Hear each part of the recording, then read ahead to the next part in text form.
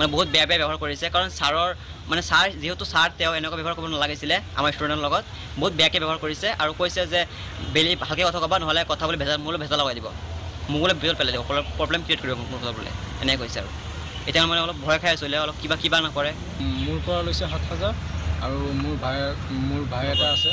তাৰ পৰা লৈছে 7,000 টকা মোৰ 14,000 টকা লৈছে 14,000 টকা নিছে